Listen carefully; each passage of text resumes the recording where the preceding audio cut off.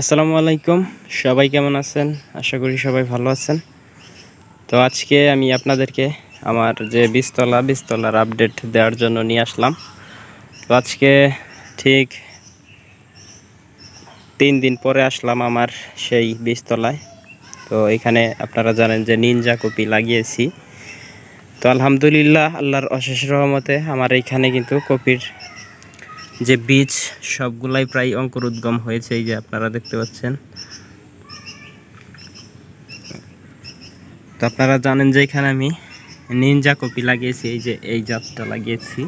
তো আপনারা যারা নিনজা কপি এর আগে লাগিয়েছেন তারা অবশ্যই এই কপির জাত সম্বন্ধে জানেন, এটার সম্বন্ধে আর বলা লাগে না।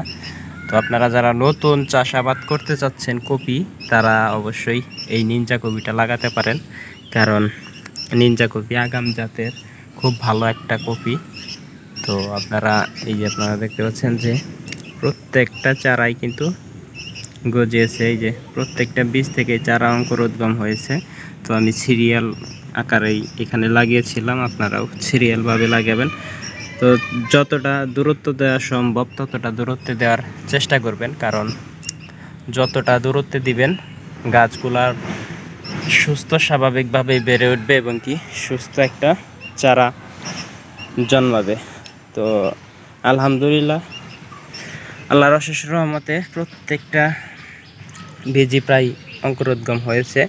তো দেখা যাক কতটা টেকাতে পারি আমি এইখান থেকে। আল্লাহর অশেষ রহমতে এখন পর্যন্ত এইখানে মনে হচ্ছে প্রায় 90%ই বীজ অঙ্কুরোদ্গম হয়েছে।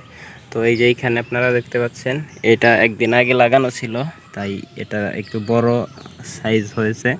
তো এইখানে সিরিয়াল আকারে লাগানো হয়েছিল না, তো সেই কারণে আর কি এইখানে হিবিজিবি দেখা যাচ্ছে। এই যে প্রত্যেকটা চারা হিবিজিবি। তো আমি আসলে দুইভাবে লাগিয়ে দেখলাম কোনটা ভালো হয়। তো আমার মনে হচ্ছে যে যেটা সিরিয়াল করে লাগিয়েছি এটাই খুব ভালো হচ্ছে।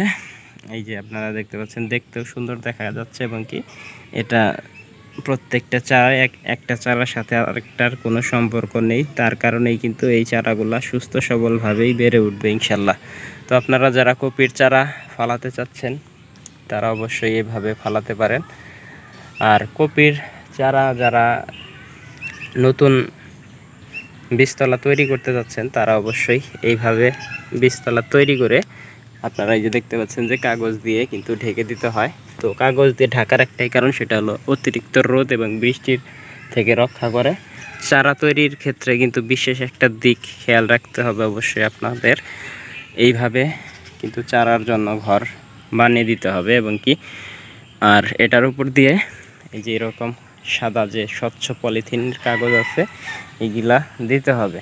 তো এইগুলা দেওয়ার পরে এই চারার যে পলিথিনগুলো এইগুলা কিন্তু সবসময় নিয়ম মাফিক এইগুলা খুলে দিতে হবে। আর খুলে না দিলে কিন্তু অবশ্যই এই চারাগুলা লিকে বা ট্যাংট্যাঙে আকারে হবে, তাহলে কিন্তু আসলে এই চারাগুলা অতটা ভালো ফলন দেবে না।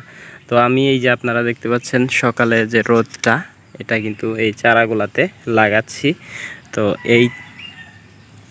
এই রোদ একদম বিকেল পর্যন্ত রাখবো এরকম খুলে। তো শুধু বৃষ্টি আসলে এইগুলা ঢেকে দেব আমি। আর এই চারা যে পলিথিন এইগুলা আমি বিকেল টাইমে এসে আবার এখানে ঢেকে দিয়ে চলে যাব এবং কি আবার পরের দিন সকালে এসে এটা খুলে দেওয়ার চেষ্টা করব। তো এরকমভাবেই সবাই মেনটেন করেই